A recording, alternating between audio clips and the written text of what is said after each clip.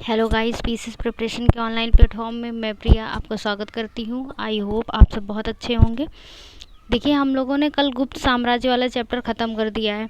आप लोग से शिकायत है, पहली बात तो आप लोग कमेंट सेक्शन में कुछ भी नहीं बताते हो, मतलब क्लास कैसी है और कंटेंट कैसा है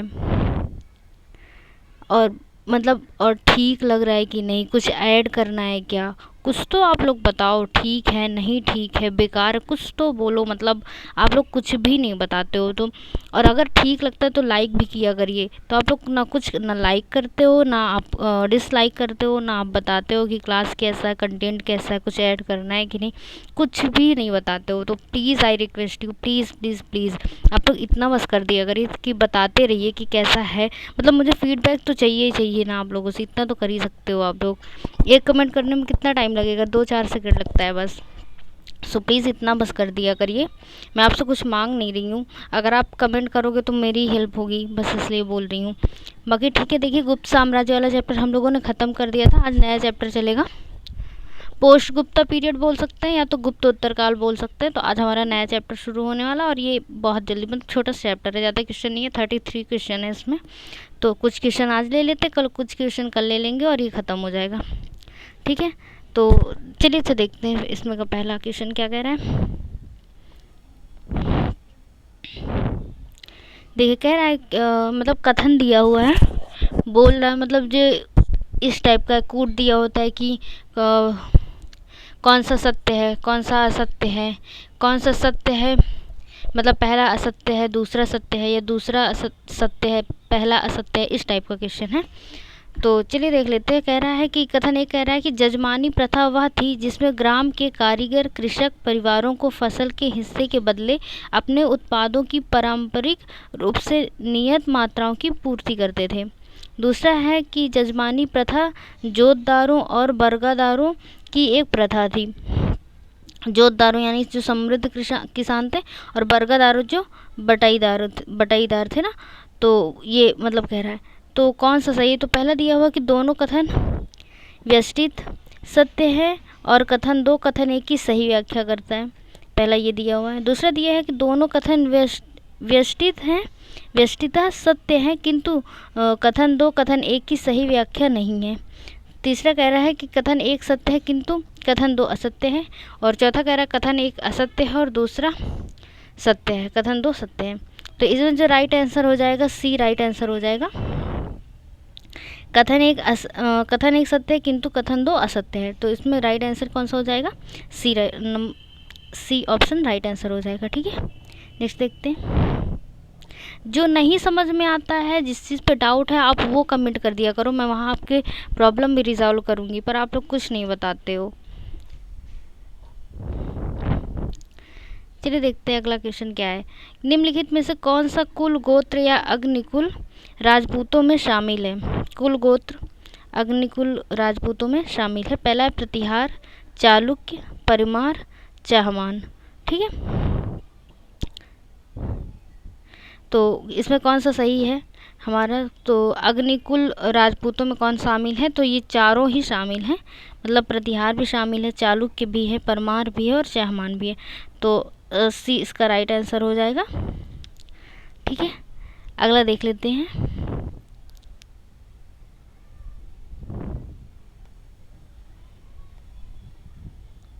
अगला क्वेश्चन क्या कह रहा है कि भास्कर नामक राजा द्वारा हर्षवर्धन को भेजे गए विभिन्न उपहारों का उल्लेख हर्षचरित में मिलता है। भास्कर किससे संबंधित है।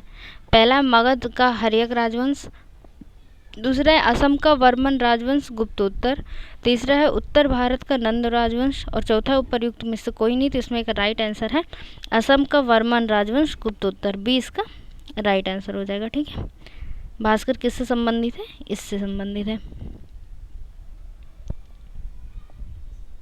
अगला क्वेश्चन देख लेते हैं। क्वेश्चन है कि भारतीय इतिहास के संदर्भ में निम्नलिखित में से कौन सी सामंती व्यवस्था का अनिवार्य तत्व है। ठीक है, पहला दिया है कि अत्यंत सशक्त केंद्रीय राजनीतिक सत्ता और अत्यंत दुर्बल प्रांतीय अथवा स्थानीय राजनीतिक सत्ता, पहला ऑप्शन ये है। तो ठीक है। और दूसरा कह रहा है कि भूमि के नियंत्रण तथा स्वामित्व पर आधारित प्रशासनिक संरचना का उदय। तीसरा है सामंत तथा उसके अधिपति के बीच स्वामी दास संबंध का बनना। तो इसमें से कह रहा है कौन सा सही है, तो देखिए आपका दूसरा सही हो जाता है, तीसरा सही हो जाता है, पहला आपका गलत हो जाता है। तो सही कौन सा होगा, बी आपका राइट आंसर हो जाएगा। ठीक है, भूमि के नियंत्रण तथा स्वामित्व पर आधारित प्रशासनिक संरचना का उदय, ये एकदम राइट है। और दूसरा सामंत तथा उसके अधिपति के बीच स्वामी दास संबंध का बनना। ठीक है, तो ये बी नंबर राइट आंसर हो जाएगा। अगला क्वेश्चन देख लेते हैं।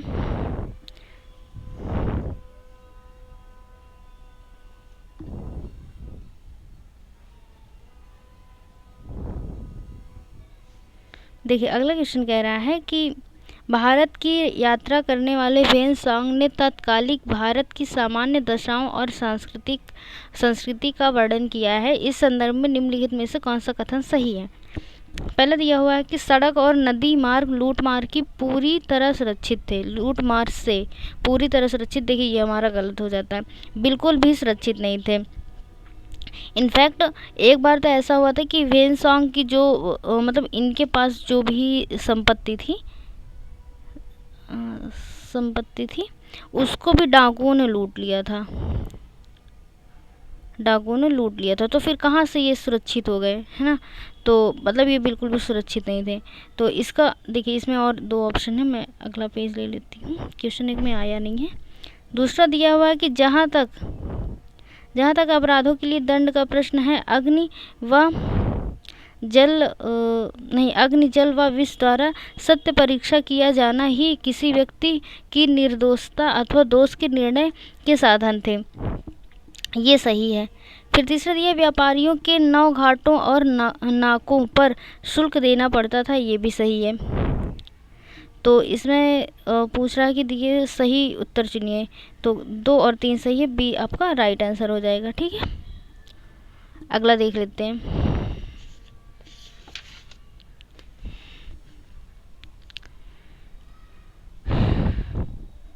अगला क्वेश्चन क्या कह रहा है कि निम्नलिखित में से कौन सा एक कार्तिकी राज्य के अति महत्वपूर्ण समुद्र पत्तन था। तो पहला है काकीनाडा, दूसरा है मोटुपल्ली, फिर नेल्लूरू और मछलीपट्टनम या मसूलीपट्टनम। तो इसमें राइट आंसर हो जाएगा बी मोटुपल्ली।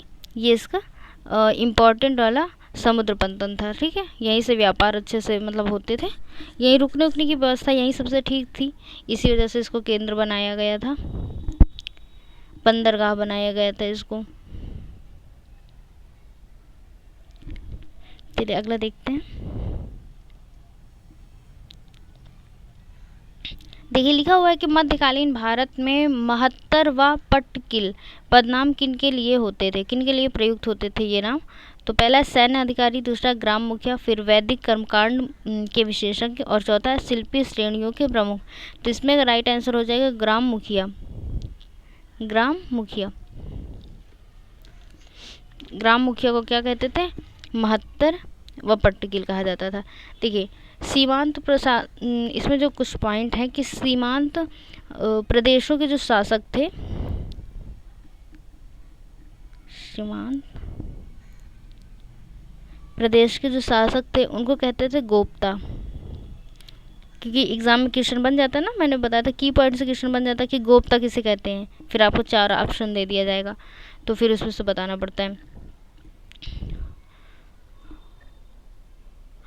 और देखिए जो गांव होते थे ना, तो गांव के समूह जो होता था, गांव का समूह कहाँ लिखे, एक सेकेंड,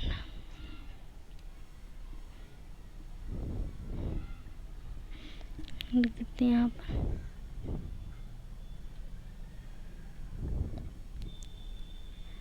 गांव के जो समूह होते थे उनको क्या बोलते थे, पेट। तो ये भी इम्पोर्टेंट है, आप लोग याद रखिएगा। पेट ये की पॉइंट हो जाएगा, तो पूछ सकता है ना पेट किसे कहते थे उस वक्त गुप्तोत्तर काल में, तो ये आपको पता होना चाहिए। अगला देख लेते हैं।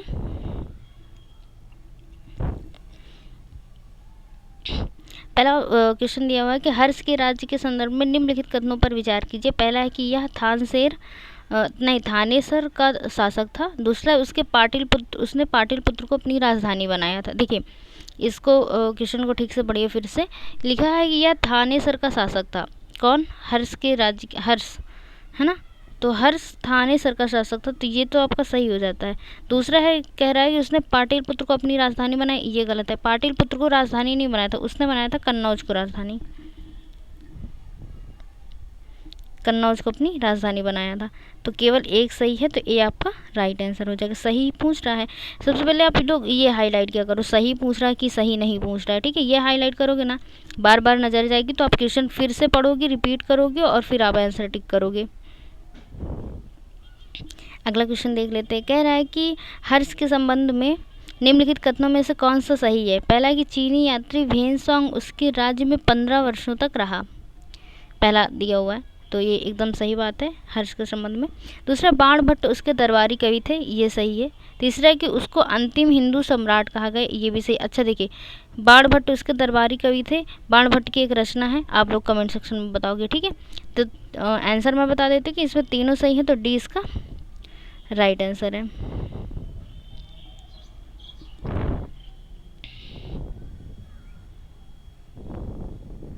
देखिए पहला ऑप्शन दिया हुआ है, लिखा है कि हर्ष निम्नलिखित कथनों पर विचार कीजिए, कथनों पर विचार कीजिए।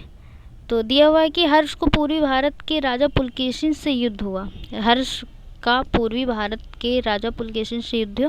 देखिए ये हमारा गलत हो जाता है, ठीक है। फिर दूसरा दिया हुआ कि इसका दक्षिण की ओर मुकाबला शैव राजा शशांक से भी हुआ था, देखिए ये भी हमारा गलत है। इसका सही क्या है वो मैं आपको बताती हूँ, पहले देखिए इसमें क्या ऑप्शन क्या हुआ है। ऑप्शन देखिए ये दिया हुआ है, हमने ऐड किया हुआ है। देखिए दिया केवल एक, केवल दो, पूछ रहा है कौन सा सही है, एक और दो, दोनों, ना तो एक ना तो दो, तो डी इसका राइट आंसर हो जाएगा। दोनों नहीं सही थे, तो फिर सही क्या था? तो देखिए हर्ष ना, इसका शशांक से युद्ध हुआ था, हर्ष वर्सेस शशांक। मैं युद्ध को ऐसे ही रिप्रेजेंट करती हूँ, तो मतलब मुझे पता चल जाता है कि युद्ध के बारे में है। तो आप लोग भी किया करो, या तो फिर जो आपको ठीक लगता है आप वैसे लिख लिया करो, ठीक है। तो देखिए हर्ष और शशांक का युद्ध हुआ था, कब हुआ था? 619 ईस्वी में, मतलब ये युद्ध हुआ था 619 ईस्वी में। शशांक की मृत्यु हो गई थी, शशांक की मृत्यु कब से? 619 ईस्वी में जब मृत्यु हुई थी ना, तब ये युद्ध समाप्त हुआ था, ठीक है। अच्छा ये युद्ध कब हुआ, ये आप लोग कमेंट सेक्शन में बता देना। मैं ये बता देती हूँ कि ख़त्म कैसे हुआ था, जब 619 ईस्वी में शशांक की मृत्यु हुई थी, तब ये युद्ध ख़त्म हो गया था। दूसरा पॉइंट जो दिया हुआ था कि हर्ष का पूर्वी भारत के राजा पुलकेशिन से युद्ध हुआ था, तो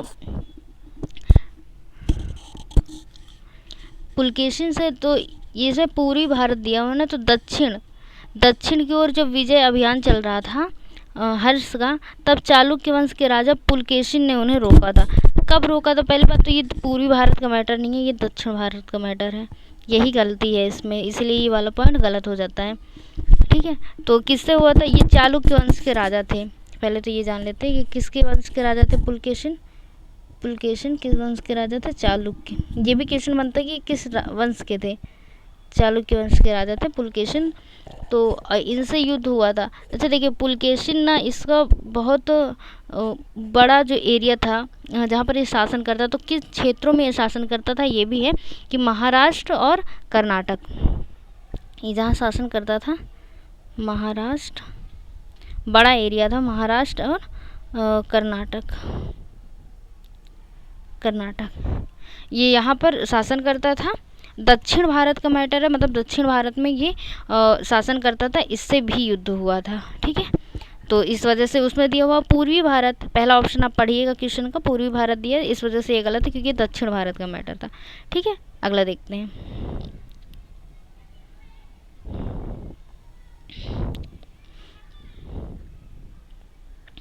पहला दिया अगला क्वेश्चन लिखा है कि हर्षचरित्र नामक पुस्तक की रचना हर्ष ने की। अभी मैंने एक क्वेश्चन पूछा था, ये उसी से रिलेटेड है, तो ये वाला ऑप्शन गलत है, ये बता देती हूँ। हर्षचरित्र की रचना किसने की ये भी आप कमेंट सेक्शन में बताइएगा, ठीक है। फिर दूसरा दिया हुआ है कि चालुक्य, सही पूछ रहा है ना। दूसरा दिया चालुक्य राजा पुलकेशिन की राजधानी बादामी थी, ऐसा दिया हुआ है, तो ये वाला हमारा सही हो जाता है। पुलकेशिन की राजधानी, अच्छा देखिए एक पॉइंट मैं बता देती हूँ, ये यहाँ पर आपने लिखा ना चालुक्य वंश के राजा पुलकेशिन, तो यहीं पर आप राजधानी भी लिख लीजिएगा, ठीक है। आप उसी के पास लिखोगे तो आपको मिल जाएगा जब आप ढूंढोगे, नहीं इधर उधर हो गया ना फिर ढूंढना बहुत मुश्किल होता है, फिर आप ढूंढते ही रहो। दूसरा क्या दिया, चालुक्य राजा पुलकेशिन की राजधानी बादामी थी, ये सही है। तीसरा कह रहा है कि हर्ष का प्रशासन गुप्तों की तुलना में अधिक सामंतिक और विकेंद्रित था, ये वाला भी हमारा सही हो जाता है। तो सही है दूसरा तीसरा, ऑप्शन नंबर सी इसका राइट आंसर हो जाएगा। अगला देख लेते हैं। लिखा है सम्राट हर्ष ने बौद्ध धार्मिक सम्मेलनों का आयोजन किस स्थान पर करवाया। पहला है प्रयाग और बादामी, दूसरा कन्नौज और प्रयाग, फिर थानेसर और प्रयाग, और फिर प्रयाग और वल्लभी। 4 ऑप्शन दिए जिसमें सही है कन्नौज और प्रयाग, बी मतलब इसका राइट आंसर हो जाएगा। बौद्ध धार्मिक सम्मेलनों का आयोजन किस स्थान पर हुआ था हर्ष के टाइम पे, कन्नौज और प्रयाग।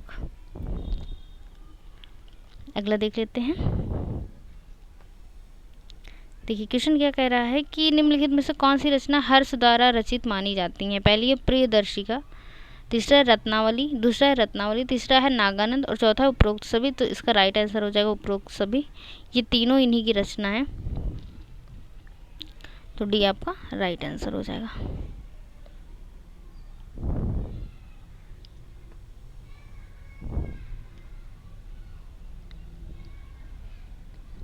अगला क्वेश्चन दिया हुआ है कि हर्ष के प्रशासन के संदर्भ में निम्नलिखित कथनों पर विचार कीजिए। पहला है कि इसने पदाधिकारियों को शासन पत्र के द्वारा भूमि देने की प्रथा चलाई, पहला ऑप्शन हमारा ये कह रहा है, तो ये एकदम सही है, सही पूछ रहा है और पहला वाला सही है। दूसरा कह रहा है कि इसमें राजकीय आय 4 भागों में बांटी जाती थी, देखिए ये वाला भी हमारा सही है। फिर कह रहा है कि उसके राज्य में सुदृढ़ विधि व्यवस्था थी, तो देखिए ये हमारा गलत है, व्यवस्था अच्छी नहीं थी, बिल्कुल भी अच्छी नहीं थी।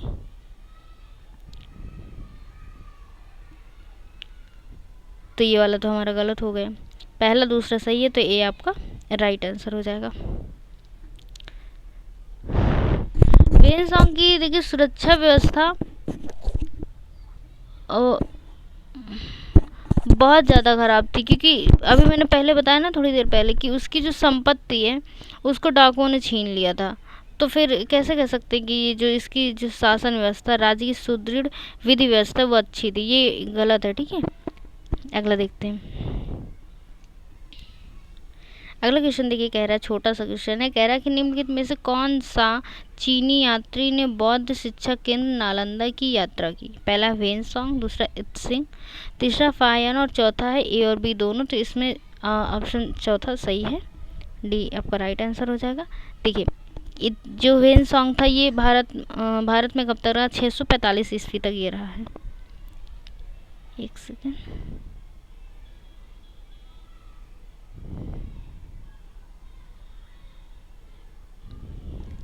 645 ईस्वी तक रहा और ये पढ़ने आया था। फिर जो इत्सिंग था वो 670 ईस्वी में नालंदा आया था। कब आया था, 670 ईस्वी में नालंदा आया था। तो इनका जो टाइम पीरियड है वो भी आप याद रखिएगा। फाहियान ये किसके राज्य में आया था, किसके टाइम पीरियड पे, आप लोग ये कमेंट सेक्शन में बताइएगा। जितने भी होमवर्क देते हो कंप्लीट तो आपको करना नहीं होता है, कोई मतलब नहीं है देने का। चलिए देखते हैं अगला क्वेश्चन क्या कह रहा है। देखिए 6वीं 7वीं सदी में सांस्कृतिक विकास के संदर्भ में निम्नलिखित कथनों पर विचार कीजिए। पहला है 7वीं सदी में संस्कृत के गद्य और पद्य की अलंकृत शैलियों का प्रचलन बढ़ा, तो पहला वाला तो हमारा सही हो जाता है। दूसरा कह रहा है कि गद्य में अलंकरण की पराकाष्ठा बाण की कृतियों में पाई गई है, बाण मतलब वही बाण भट्ट, ठीक है, तो ये वाला भी हमारा सही है। तीसरा कह रहा है 7वीं सदी में देव प्रतिमाएं केवल प्रस्तर की बनाई जाती, देखिए ये हमारा गलत हो जाता है, ये यहाँ केवल लिख दिया ना इस वजह से गलत है। प्रस्तर मतलब होता है पत्थर, और मतलब ये पत्थर होता है, और इस टाइम पे ना कांसे की मूर्ति बनी थी, कांसे की सबसे ज़्यादा, अगर इन दोनों में पूछ लिया जाए तो सबसे ज़्यादा कांसे की मूर्तियाँ बनी थी। हिमाचल प्रदेश, यूपी, मतलब हिमाचल प्रदेश और यूपी, ये सब जगह 81 की मूर्तियाँ पाई गई थी। तो इसमें केवल लिखा है, इस वजह से गलत है। पहला दूसरा सही है, तो ए आपका राइट आंसर हो जाएगा। ठीक है, तो चलिए आज की क्लास हम यहीं ख़त्म करते हैं।